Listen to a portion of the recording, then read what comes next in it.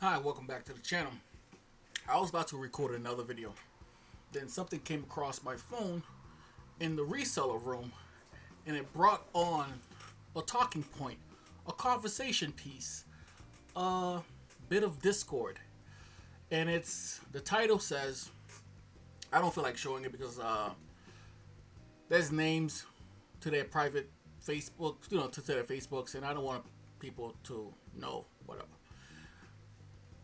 I'll find a way around it. And it says, what is your favorite reseller or picker channel to watch on YouTube? And it's interesting. I was reading some of the comments. Some of the comments goes with, the first comment said, Shed Flips, Froggy Flips, Craigslist Hunter. All good guys. I agree. I used to watch Craigslist Hunter back in the day. That's one of the OGs way back. Then more comments says ReadySetResell. You know what I've noticed? YouTube's algorithm will keep you boxed in. Like if you watch certain kind of resellers, they kind of give you certain kind of resellers. Like these resellers are kind of bunched in by, it seems, when they started. Like if you like right now I have like 2,000 subscribers. I'm probably bunched in with like Dixon Pickens, and other 2,000 to 3,000 subscriber resellers, maybe. There's a lot of resellers that I keep finding new resellers all the time.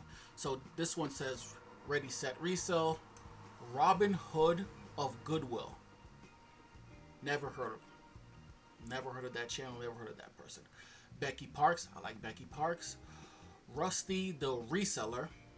Never heard of that person. Not saying that as a bad thing. A lot of people just watch different kind of resellers. Crazy Lamp Lady. Very nice. Very nice. Then one person says, this comment is very interesting. Part-time picker, homeschool picker. And here's one. Here's the good one. The good comment. He says, none of them. Date, he says, none of them. No, this is not that one. There was another one that said the same thing. There goes the comment. It says, none. I've learned to pick 50 years ago. Why make someone else rich by watching what they pick? Get out there and get your own money.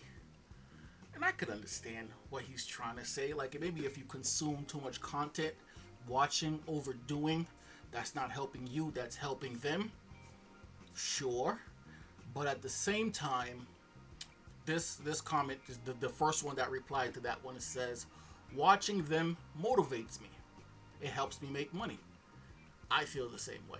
Like if I completely disconnect myself from reselling and YouTube, like YouTube reselling, I tend to do a little bit worse. Like when I watch somebody, let's say, go to the yard sale, estate sales, I get motivated to wonder, I wonder if I could find that same item. Or if they come across a new brand, I wonder if I can go find that same brand. So I agree with that one.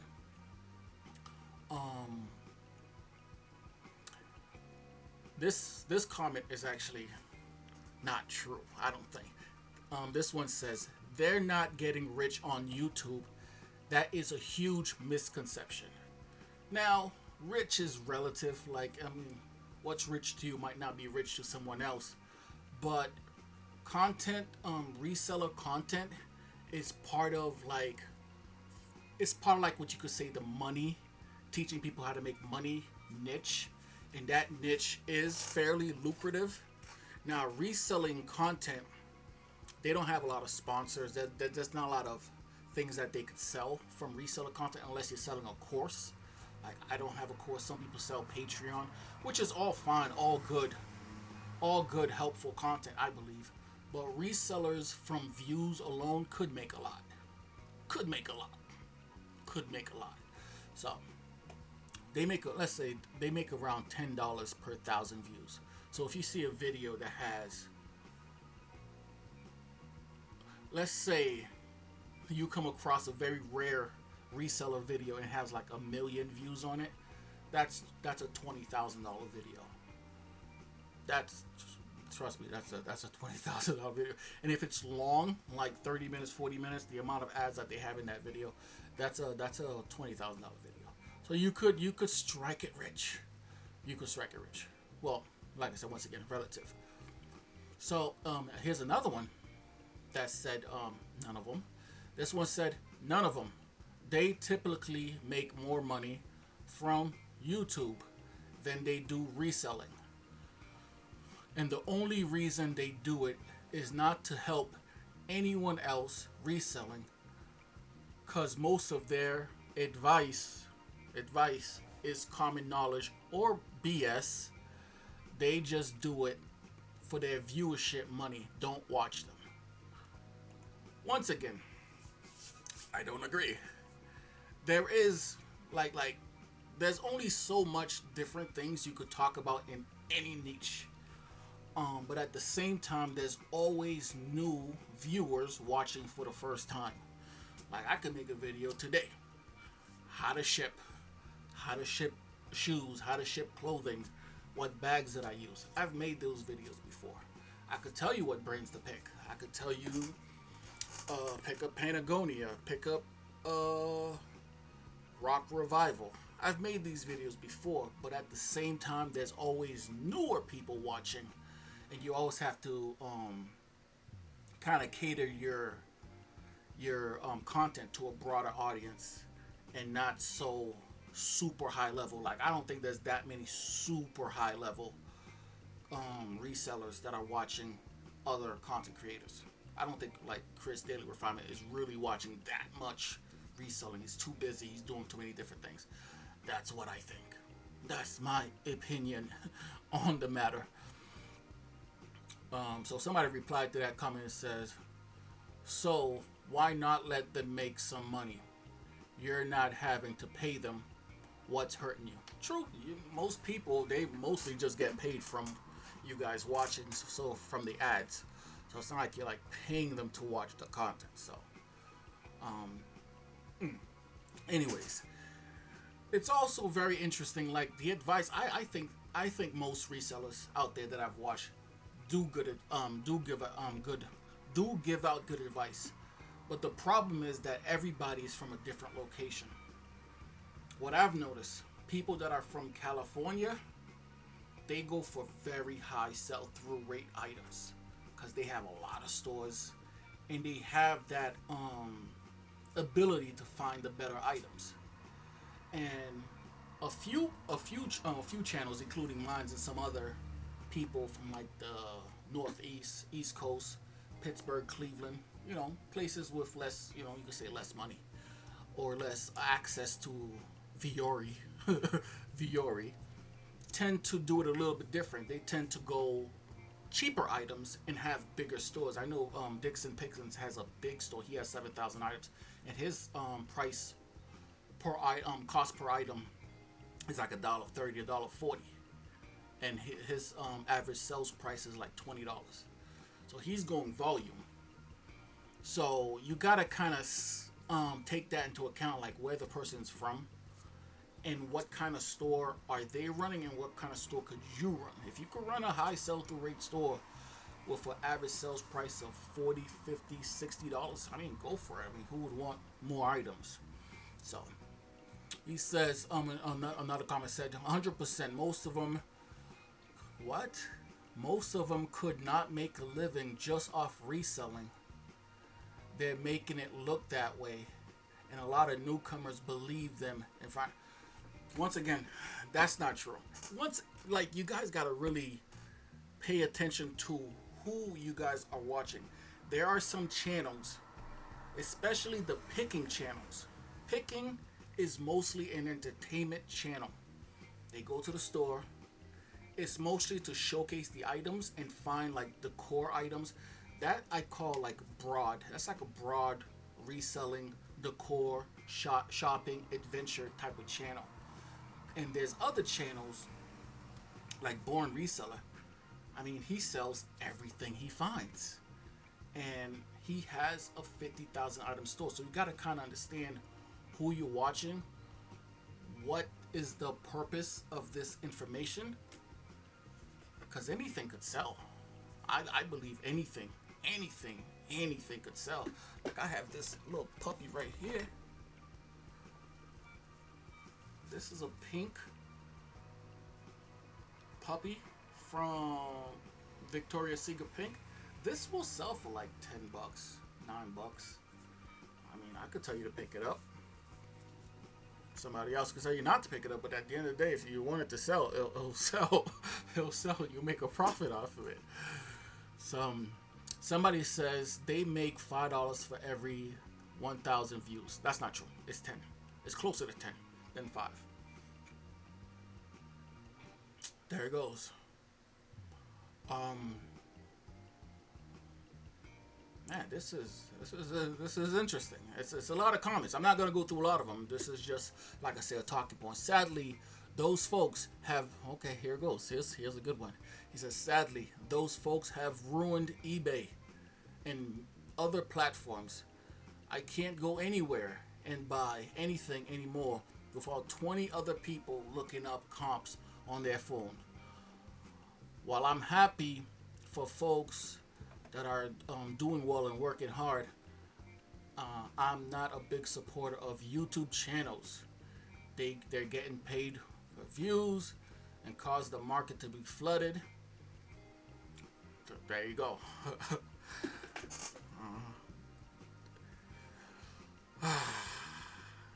That's always loaded. That's always loaded. I know in my area, once again, I live in the poorest state. I said poorest city in Pennsylvania, right? We don't have a lot of resellers here. I'm probably one of the only ones that resells. There's a few others in the store, and most of these people go to the bins anyway because this area is not. Yeah, like I said, you would have to run a very, like, you gotta go volume. Like, I got 5,000 items in my store, and I want to go to 10. But then again, my house costs. I bought it for 30 grand. It's just the case by case wherever you live kind of thing. So, I mean, it all depends how you feel about that. You are helping people. You are helping people that really need, people that are laid off, that need work, that need to know how to make money to support their families. You are helping them. Like when I make these lists, 450 items to learn how to identify brands, and I give you the tags, I give you all the information. Yes, I am helping you, and yes, you could be a potential competitor. No, not potentially, you are a potential competitor.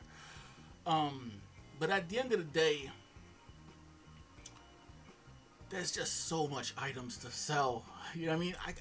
There's so much items to sell that I still truly believe that there's more than enough space for everybody. Most channels that are talking about reselling are talking about clothes, and there's tens of millions of clothing items to sell, to resell from across all locations. Now, if I was telling you to sell like a super rare Jordan, or like say a game, maybe it's tougher. I know, but then again, the game community, people that play games, they know about the games. Like, I can't tell a regular person to go find these games. You guys don't know about games. And games is a completely different game where you have to be on offer up all day, refreshing, taking a 2-hour drive to pick up a console because it's a good deal. Most people sell clothes, and clothes is everywhere.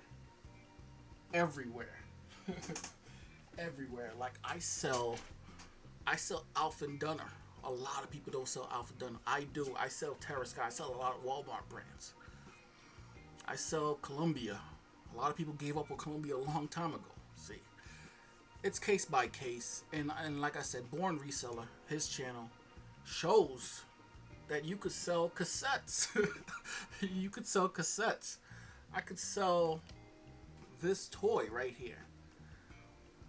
I mean, I still think it's worth it to help others. If you have knowledge in something, I still think it's worth it to help others. And you get paid from YouTube for helping, which helps everybody. And yeah, that's all I gotta say about that. Like I said, it's a give and take. It's a touchy subject.